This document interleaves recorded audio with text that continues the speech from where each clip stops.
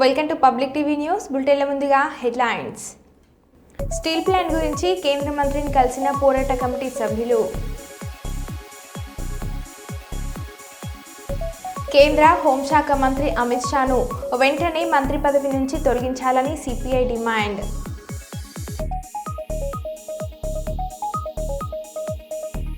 స్వచ్ఛమైన బంగారం, వజ్రాలు మరియు 780 క్యారెట్ల వజ్రాలతో 3000 సంవత్సరాల నాటి అనంత పద్మనాభ స్వామి విగ్రహం. ఒడిశా నుంచి ఉత్తరప్రదేశ్కి తరలిస్తున్న 18.2 కిలోల గంజాయిని పట్టుకొని సీజ్ చేసిన పోలీసులు.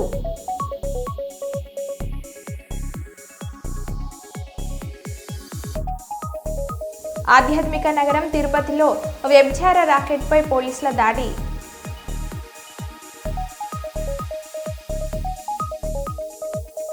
ఇక వివరాల్లోకి వెళ్తే,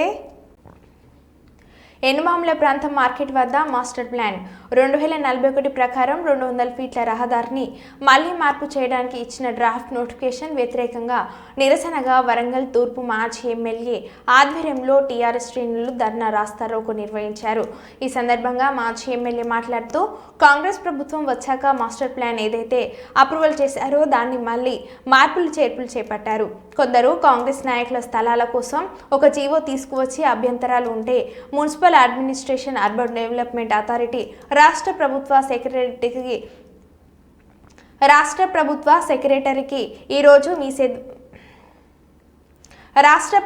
సెక్రటరీకి ఈరోజు మీ సేవ ద్వారా ఎనుమాముల ప్రజలతో అభ్యంతరాలను పంపిస్తున్నామని అన్నారు. కాంగ్రెస్ నాయకుల స్వార్థం కోసం పేద ప్రజల భూములను అన్యాయం చేస్తున్నారని కొత్త డ్రాఫ్టికేషన్ వద్దు, పాత మాస్టర్ ప్లాన్ను అనుసరించాలని అన్నారు. కాంగ్రెస్ నాయకుల తీరుపై తీవ్రంగా విమర్శించారు. ఈ కార్యక్రమంలో బీఆర్ఎస్ నాయకులు భారీగా పాల్గొని ప్రభుత్వానికి వ్యతిరేకంగా నినాదాలు చేశారు.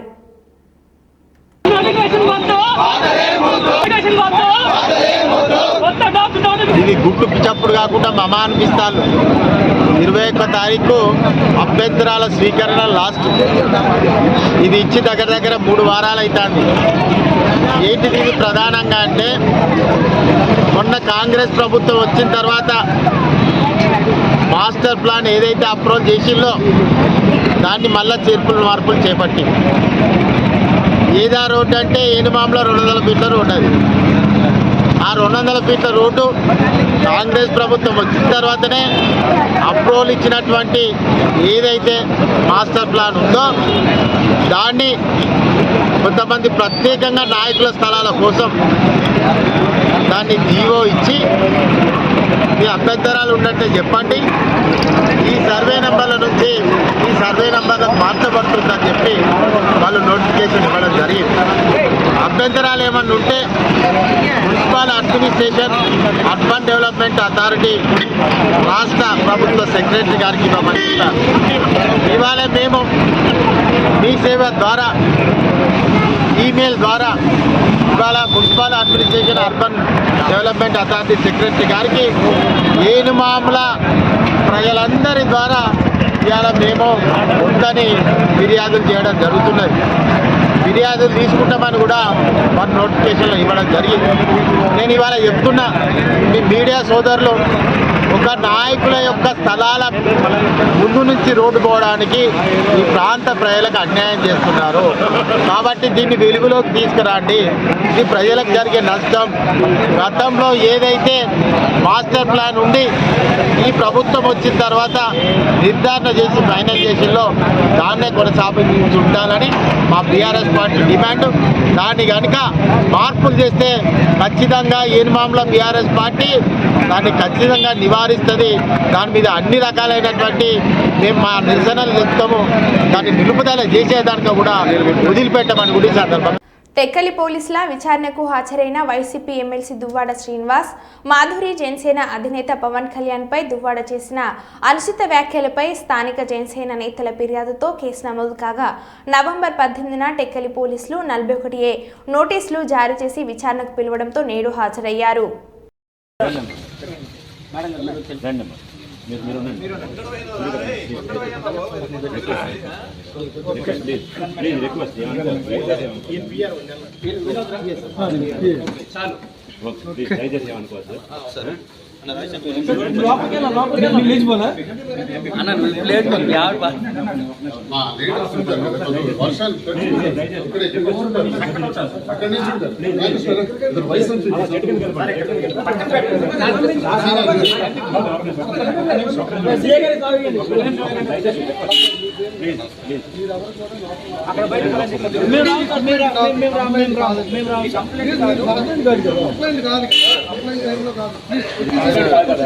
ఆయన బయటకు వస్తే మీకు ఏదైతే ఉంటుందో అది మీరు అర్థం చేసుకోవాలి ప్లీజ్. ఎమ్మిగనూరు పట్టణంలో 13వ వార్డులో టీడీపీ సభ్యత్వ నమోదు ప్రక్రియ ముమ్మరంగా కొనసాగుతుంది. Yemmiganur MLA doctor BV Jayanageswara Reddy ఆదేశాలతో 13వ ward TDP incharge ACM Gouse ఆధ్వర్యంలో టీడీపీ మైనార్టీ నాయకులు ఎంకేడి ఫరూక్ వార్డు సభ్యులు సభ్యత్వ నమోదు కార్యక్రమాన్ని చేపట్టారు. ఈ మేరకు జాతీయ టీడీపీ అధ్యక్షులు నారా చంద్రబాబు నాయుడు, రాష్ట్ర మంత్రి నారా లోకేష్ బాబు ఆదేశాలతో సభ్యత్వం తీసుకున్న ప్రతి ఒక్కరికి ప్రమాద బీమా సౌకర్యంలో భాగంగా 5 లక్షల రూపాయలు అందుతాయని టీడీపీ నాయకులు పేర్కొన్నారు. ఎమ్మిగనూరు అభివృద్ధి వేగవంతం చేసి ప్రతి పేదవారికి సంక్షేమ పథకాలు అందే విధంగా MLA doctor B V Jayanageswar Reddy కృషి చేస్తున్నారని, ప్రతి ఒక్కరూ టీడీపీ సభ్యత్వం పొంది 5 లక్షల రూపాయలు ప్రమాద బీమా పొందవచ్చి దీనిని సద్వినియోగం చేసుకోవాలని టీడీపీ నాయకులు పేర్కొన్నారు. ఫార్ములా ఈ కేసుపై అసెంబ్లీ చర్చ పెట్టాలని వెల్లోకి దూసుకువచ్చిన హరీష్ రావు, బీఆర్ఎస్ ఎమ్మెల్యేలు ఇటువంటి కృష్ణయ్య గారు లాంటి వాళ్ళు కొన్ని వేల మంది బాధితులు ఈ చట్టం ద్వారా, నాటి చట్టం ద్వారా ప్రత్యక్షంగా నష్టం కలిగింది అని తమరికి ఈ వేదిక ద్వారా తెలియజేస్తున్నాను. అధ్యక్ష మనం చిన్నప్పుడు చదువుకున్నాం. ఒక పిట్ట కథ మీకు చెప్పాల్సిన అవసరం ఉంది అధ్యక్ష. 2 పిల్లులు రొట్టె కథ ఈ ధరణిలో ఉంది. ఏదైతే 2 పిల్లుల మధ్య ఒక రొట్టె కథ గ్రామీణ ప్రాంతాల్లో కథలుగా చెప్పుకుంటారు అధ్యక్ష. ఆ కథ ఏంటంటే, ఒక రొట్టె ముక్క, 2 రొట్టె ముక్కలు ఉంటాయి అధ్యక్ష. ఆ రొట్టె ముక్కలో ఒక పిల్లి ఆ సైజ్ ఎక్కువ ఉందని, ఇంకొక పిల్లి ఈ సైజ్ ఎక్కువ ఉందని కోతి పంచాయతీ చేస్తుంది అధ్యక్ష. చివరికి 2 పిల్లుల్ని కాదని ఆ 2 రొట్టె ముక్కలని ఆ కథలో కోతి తిన్నట్లే ఈ ధరణి కాన్సెప్ట్ ని పెట్టి తెలంగాణ రాష్ట్రంలో ఉండే దళిత, గిరిజన, మైనారిటీ, బీసీల వేలాది ఎకరాల భూములని ఆనాటి పెద్దలు కోతి సామెతలాగానే తన్నుకుపోయారు అధ్యక్ష. ఈ ధరణిని పెట్టి అదే రకంగా ఇటు రాష్ట్రంలో అటు దేశంలో 2014 ముందు కాంగ్రెస్ ప్రభుత్వం తీసుకొచ్చిన రెవెన్యూ చట్టాలు, సంస్కరణలు. కర్నూలు జిల్లా కొసిగి సర్కిల్ కార్యాలయాన్ని వార్షిక తనిఖీలు చేసిన కర్నూలు జిల్లా ఎస్పీ శ్రీ జి బిందు మాధవ్ ఐపీఎస్ నేరాల నియంత్రణకు చర్యలు తీసుకోవాలి. పోలీస్ స్టేషన్ రికార్డులను పరిశీలించిన జిల్లా ఎస్పీ కొసిగి సర్కిల్ కార్యాలయాన్ని కర్నూలు జిల్లా ఎస్పీ శ్రీ బిందు మాధవ్ ఐపీఎస్ శుక్రవారం వార్షిక తనిఖీలు చేసి రికార్డులను పరిశీలించారు. పెండింగ్ కేసులు, వాటి స్థితిగతులను, నిందితుల అరెస్టు, కేసుల దర్యాప్తులు, వాటి పురోగతిపై కేసుల ఫైళ్లను క్షుణ్ణంగా పరిశీలించారు. ముఖ్యమైన కేసులు, పాత గ్రేవ్ కేసులను సమీక్షించారు.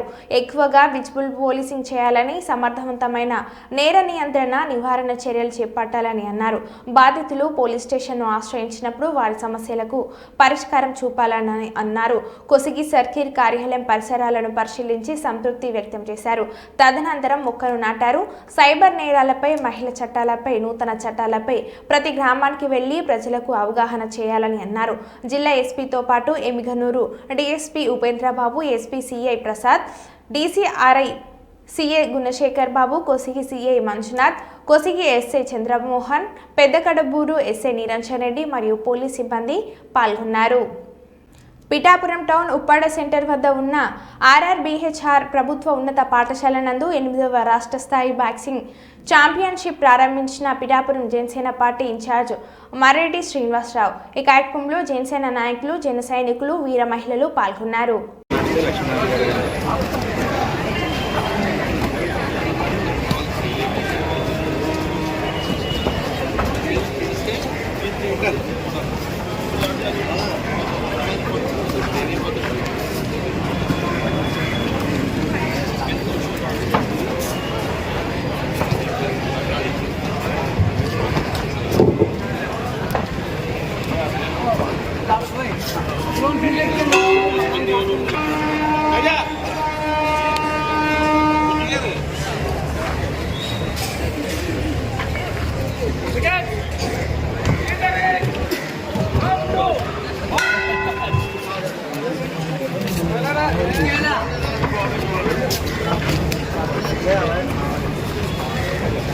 తిరుపతి ఆధ్యాత్మిక నగరం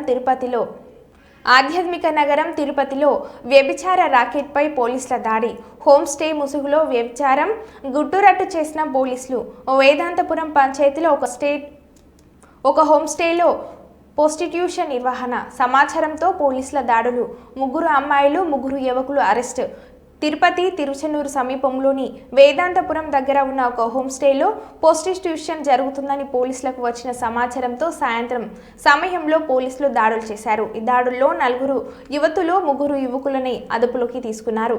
అదుపులో తీసుకున్న యువతులు పొరుగు రాష్ట్రాల వారిని గుర్తించామని అన్నారు.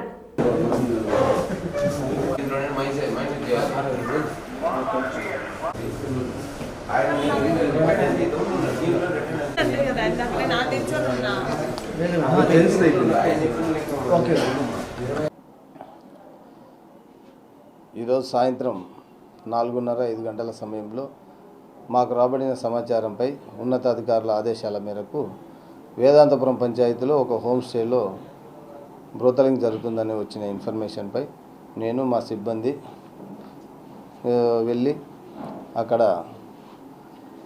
తనిఖీ చేయగా అక్కడ ఒక 4 లేడీసు ఒక 3 జెంట్స్ ఉన్నారు.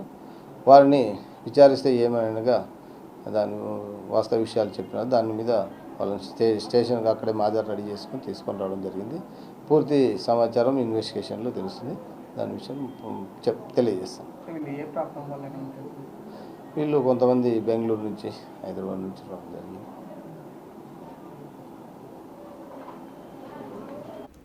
ఒడిశా నుంచి ఉత్తరప్రదేశ్కి తరలిస్తున్న 18.2 కిలోల గంజాయిని పట్టుకొని సీజ్ చేసిన పోలీసులు. ఉత్తరప్రదేశ్ గంజాయి తరలిస్తున్నట్లు ఎస్పీ వకుల్ జిందాద్కు సమాచారం రావడంతో డీఎస్పీ పి శ్రీనివాస్కు సమాచారం ఇచ్చారు. దీంతో బొబ్బిలి రూరల్ సీఐ నారాయణరావు, తెర్లం, రామభద్రపురం ఎస్ఐలు సాగర్ బాబు, వెలమల ప్రసాద్ను అప్రమత్తం చేసి తెర్లం మండలం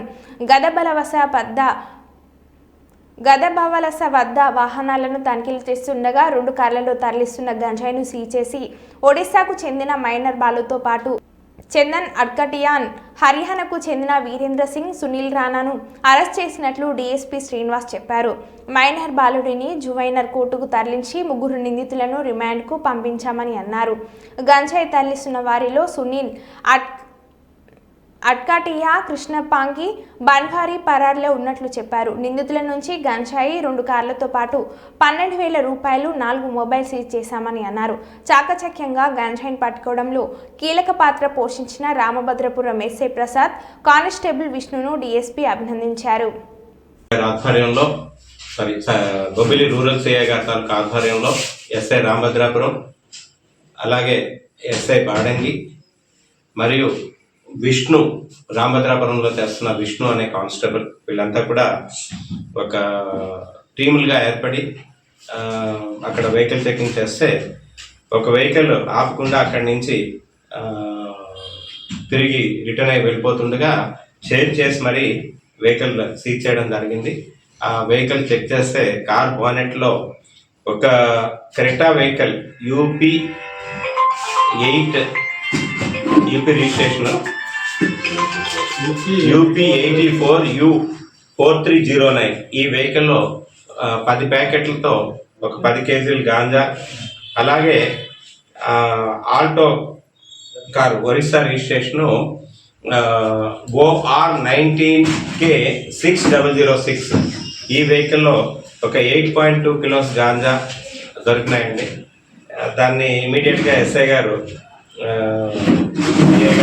గారి ఆధ్వర్యంలో ఎస్ఐస్ టీం అంతా కూడా మీడియేటర్ సమక్షంలో వాటిని సీజ్ చేసి ముద్దాయిల దగ్గర నుంచి ఈ గాంజాతో పాటు 2 కార్లని అలాగే 4 సెల్ ఫోన్ని 5 సెల్ ఫోన్ని అట్లాగే 12,000 రూపాయల క్యాష్ని సీజ్ చేయడం జరిగింది. అయితే ఈ సరుకంతా కూడా ఒరిస్సా నుంచి కొట్టంగి మండలం నుంచి వీళ్ళు తీసుకొని వస్తున్నారు. తీసుకొని వచ్చి మన కొండకెంగువ అని చెప్పేసి మన రామభద్రాపురం పోలీస్ స్టేషన్ లిమిట్స్లో ఒక విలేజ్ ఉందండి. ఆ అవుట్స్కట్స్కి ఈ సరుకుని కొంతమంది ఒరిస్సా నుంచి వాళ్ళు తీసుకొని రావడం జరిగింది. తీసుకొని వచ్చి అక్కడ పెట్టిన తర్వాత వీళ్ళకి ఈ యూపీ నుంచి హర్యానా నుంచి అండి బన్వర్ అని చెప్పే ఒక వ్యక్తి వీరేంద్ర సింగ్ అన్న ఆయనకి ఈ గాంజా వీళ్ళు ఇస్తారు తీసుకొని రండి అని చెప్పేసి వాళ్ళ లొకేషన్ షేర్ చేసి వాళ్ళకేమో ఫోన్పే రిసిప్ట్ కూడా 98,000 రూపీస్ ఫోన్పే రిసిప్ట్ కూడా షేర్ చేయడం జరిగింది. ఈ వీరేంద్ర సింగ్ అన్న ఆయన క్రెటా తాలూకా వెహికల్ ఓనరు. ఆయనది ఘోరీ విలేజ్ పాల్వాల్ డిస్ట్రిక్ట్ హర్యానా అండి. ఆయనే కారు. ఆయన ప్లస్ సునీల్ రాణా అనే డ్రైవర్ని తీసుకొని వచ్చి వాళ్ళు ఇక్కడికి రావడం జరిగింది మన రామభద్రాపురం పోలీస్ స్టేషన్ లిమిట్స్లోకి. కొట్టంగి నుంచి సరుకు తీసుకొచ్చిన తర్వాత ఈ 2 వెహికల్స్ కలిపి ఇది ఈ సరుకు తీసుకొని వెళ్తూ రాజా మీదుగా వెళ్తుండగా మనకు దొరికారు. ఇది సరుకు వెళ్లాల్సింది బన్వర్ అన్న వ్యక్తికి. ఆయనది అమరావతిలో పుష్ప సినిమా తరహాలో అల్లూరు జిల్లా గోలుగొండలో 450 కేజీల గంజాయి పట్టువేత. వ్యాన్ పైకప్లో టర్పన్లో గుట్టుగా గంజాయి ప్యాక్ చేసిన స్మగ్లర్లు.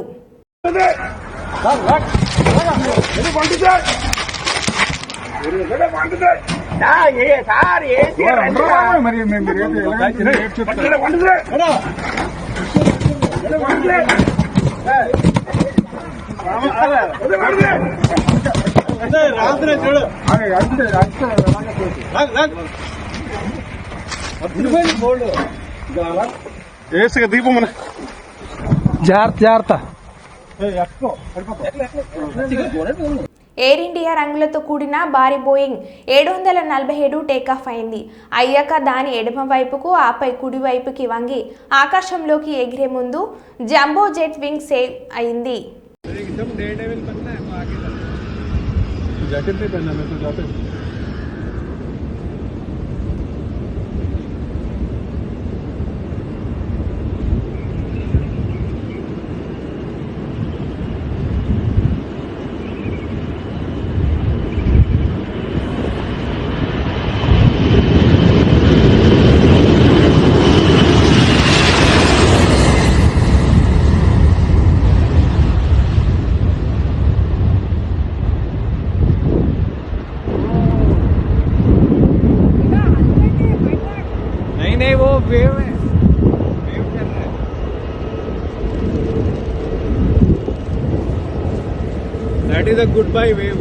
కాకినాడ జిల్లా పిఠాపురం మండలం భోగపురం గ్రామంలో కాకినాడకు చెందిన మెడికవర్ హాస్పిటల్ వారు ఉచిత మెగా క్యాంప్ ఏర్పాటు చేశారు. ఈ ఉచిత మెగా క్యాంప్ ఏర్పాటు చేసినటువంటి వారు పాలికి కదిరయ్య, అభిషేక్, పెనుపోతుల లవరాజు రోగులను పరిశీలించి వారికి ఉచితంగా మందులను ఇచ్చి మెడికవర్ వైద్య నిపుణులు డాక్టర్ వంశీకృష్ణ, జనరల్ పీజీ సన్ doctor Sudarshan Reddy, ortho surgeon doctor Abhishek, general వైద్య నిపుణులు డాక్టర్ మహాలక్ష్మి, గైనిక్. ఈ క్యాంప్కి బులిపే జయరాజు, పిఠాపురం కాంగ్రెస్ మండల ప్రెసిడెంట్లు పాల్గొన్నారు.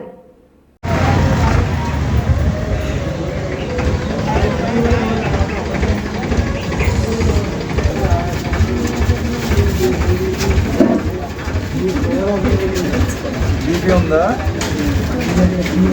బీపీ ఇప్పుడు బాగానే ఉంది. మీరు వాడే టాబ్లెట్ వేసేసుకోండి, బాగానే ఉంది. ఓకేనా? అదే వాడుకోండి. అయితే 150 80.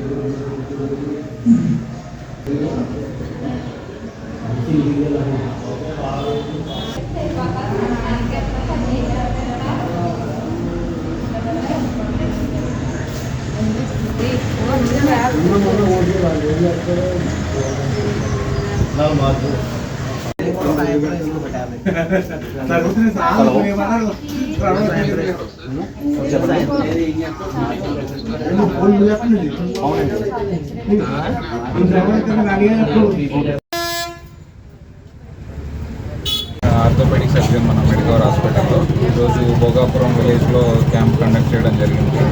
ఎంతోమంది మోకాళ్ళ నొప్పులతో నడుము నొప్పులతో రావడం జరిగింది. అందరికీ మన హాస్పిటల్ తరఫున ఈసారి ఏంటంటే స్పెషల్గా మెడిసిన్స్ కూడా అన్నీ ఇక్కడ ఇవ్వడం జరుగుతుంది. ఫర్దర్గా హాస్పిటల్ ట్రీట్మెంట్ రెఫరల్కి అవసరమైన అన్ని వాళ్ళకి డీటెయిల్స్ ఇవ్వడం జరిగింది. అక్కడికి వచ్చి తర్వాత అన్ని ఆపరేషన్స్ ఏమైనా అవసరం ఉన్న ఆరోగ్యశ్రీలో కూడా మనం చేయడానికి వీలవుతుంది. అందరూ ప్రజలు వచ్చి ఈ క్యాంపును ఉపయోగించవలసిందిగా కోరుతున్నాం. అందరికీ నమస్కారం అండి. నా పేరు డాక్టర్ కే వంశీకృష్ణ. నేను మెడికవర్ హాస్పిటల్లో ఫిజిషియన్ కమ్ రొమటాలజిస్ట్ కింద వర్క్ చేస్తున్నాను. సో ఈరోజు భోగాపురంలో క్యాంప్ జరగడం జరిగింది. సో దాంట్లో ఎంతోమంది జ్వరాలతో బాధపడే వాళ్ళని వాళ్ళందరినీ చూడడం జరిగింది.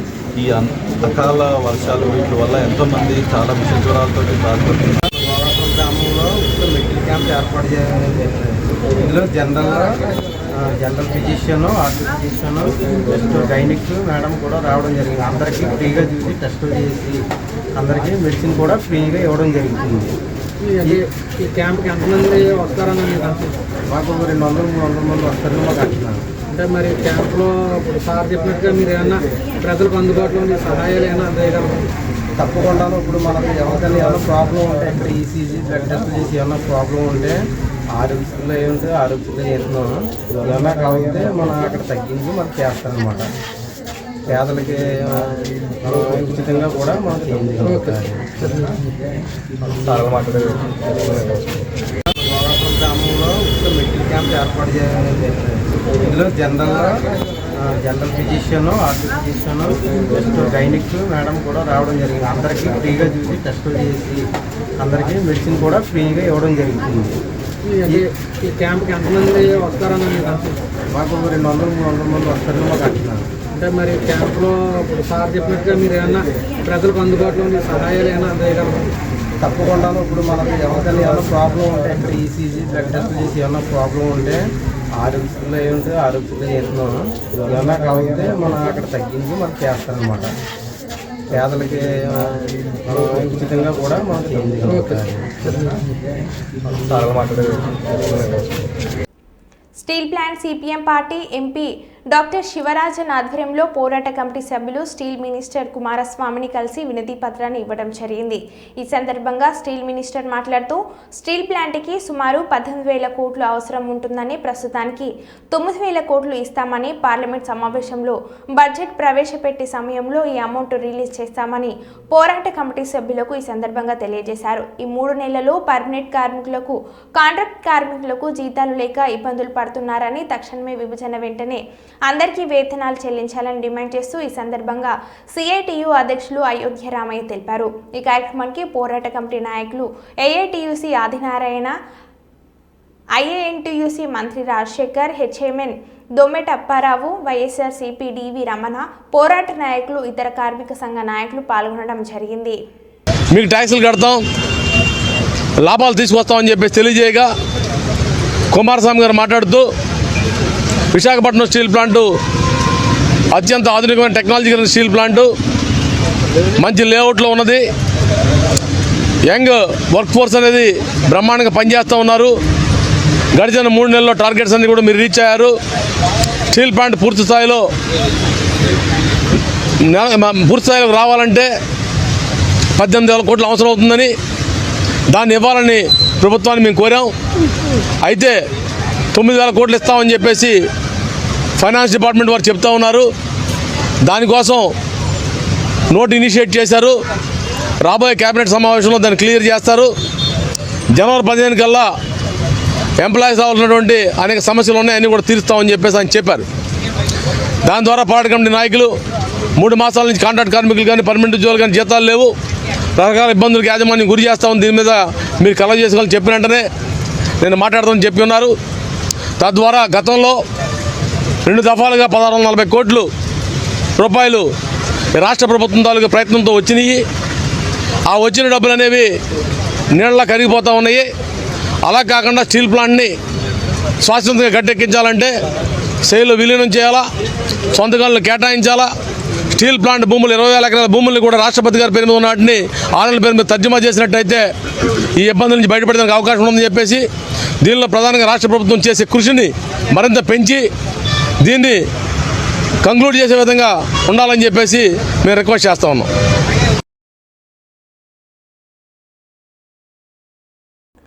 మరో బులెటిన్లో మళ్ళీ కలుద్దాం. Stay tune.